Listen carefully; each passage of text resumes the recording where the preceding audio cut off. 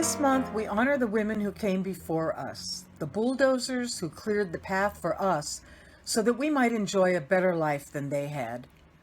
One of those women was Josephine Clara Goldmark. Josephine was born in 1877, raised in Brooklyn, and educated at Bryn Mawr College. She is known for her painstakingly researched, massively detailed, and dramatically argued reports about the effects of industrial work, low wages, and long hours on workers, particularly women and children. Her work had a major impact on United States labor law. In 1908, she produced a brief entitled Women in Industry that became a watershed event in American legal history. Her technique in writing that brief was to gather and present socially relevant facts. This approach became the tool for shaping American law according to social need, rather than according to judicial precedent. This document became known as the Brandeis Brief because she recruited her brother-in-law, Louis Brandeis, to argue the case before the Supreme Court. The brief was instrumental in getting the court to declare that state maximum hours laws were constitutional. Brandeis went on to become the first Jewish justice of the Supreme Court, and Josephine continued to direct the research and compilation of facts that went into many of his famous Brandeis briefs. After Felix Frankfurter was appointed to the Supreme Court in 1916, she frequently served him in a similar capacity. In 1912, the Russell Sage Foundation published one of her most important works, Fatigue and Efficiency, in which she demonstrated that excessive working hours hurt workers physically and impaired their productivity. From 1919 to 1923, she studied over 70 nursing schools with funding from the Rockefeller Foundation and published a report entitled Nursing and Nursing Education, which prompted significant reforms and modernization of nursing education. Between 1903 and 1930, her penetrating studies of working conditions for women and children shaped laws regulating child labor, the legal length of the working day, and the minimum wage. We are all grateful for the impact her research and writings had on the working conditions we enjoy today. Josephine Clara Goldmark died in 1950.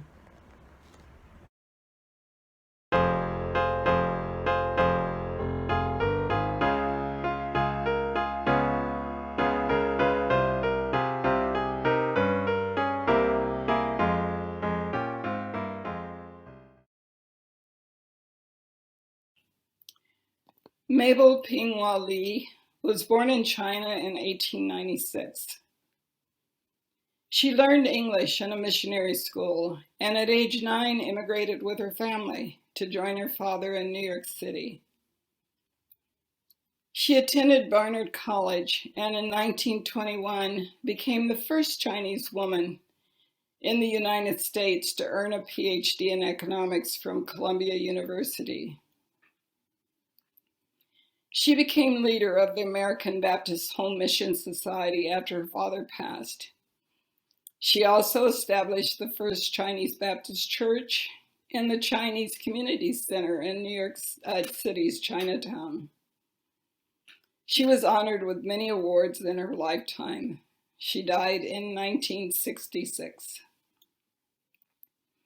Lee became a well-known figure in the women's suffrage movement and rode at age 16 in the 1912 New York pro-suffrage parade. In 1920, the 19th Amendment granting women the right to vote was passed. However, as an immigrant, Lee was excluded because of the Chinese Exclusion Act of 1882. Which wasn't rescinded until 1943. It is unclear, however, if Lee ever voted or if she in fact became a U.S. citizen. Mabel Lee never married. She believed women should be educated and economically independent.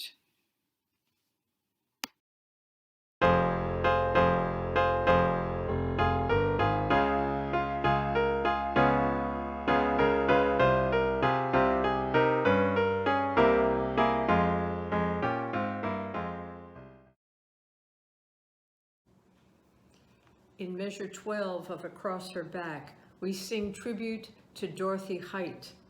Her name is not as well known as it should be. Her biography in the National Women's Hall of Fame declares Dorothy Height's lifetime of achievement is measured by the liberation of Black America, the advance of women's rights, and a determined effort to lift the poor and the powerless. A powerful and collaborative organizer, for 40 years she headed the National Council of Negro Women, founded in 1935 by Mary McLeod Bethune. She sat on the speaker's platform when King gave his famous speech during the 1963 March on Washington, one of only a few women to be so honored, none of whom, by the way, was invited to speak that day. By the end of her extraordinary 98 years, she had been awarded many awards and recognitions, the Congressional Medal of Freedom and dozens of honorary doctorates. Even Barnard College of Columbia University, which had accepted her application in the early 1930s, but denied her admission because their Negro quota was filled, even Barnard awarded her a degree, a bachelor's degree. As we honor her with our song, let us remember this quote of hers. If the time is not ripe, we must ripen the time. We lift our voice in that same spirit and thank Dorothy for her shining example.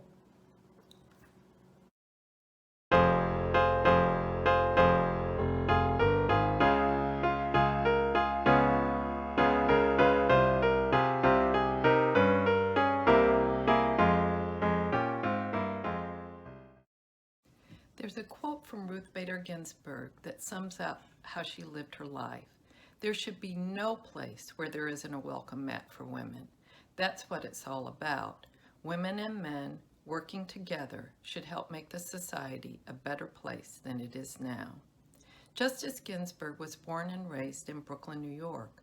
Always a top student, she received her bachelor's degree at Cornell, where she met her future husband, who also became a lawyer. She attended Harvard Law School, but graduated joint first in her class from Columbia Law School. Despite her accomplishments, she had trouble finding a job. Early in her career, she spent time in Sweden, which influenced her thinking on gender equality, the focus of her work. When she was appointed to the Supreme Court by Clinton, she was the first Jewish woman and second woman to serve on the court. At the time, she was seen as a moderate consensus builder. As the court became more conservative, she was seen as part of the liberal wing and was known for her dissents. She was first diagnosed with cancer in 1999, but didn't miss a day on the bench. This was the first of 5 bouts with cancer. She died in 2020, aged 87. She had been a voice for the rights of women, affirmative action, and minority voting rights.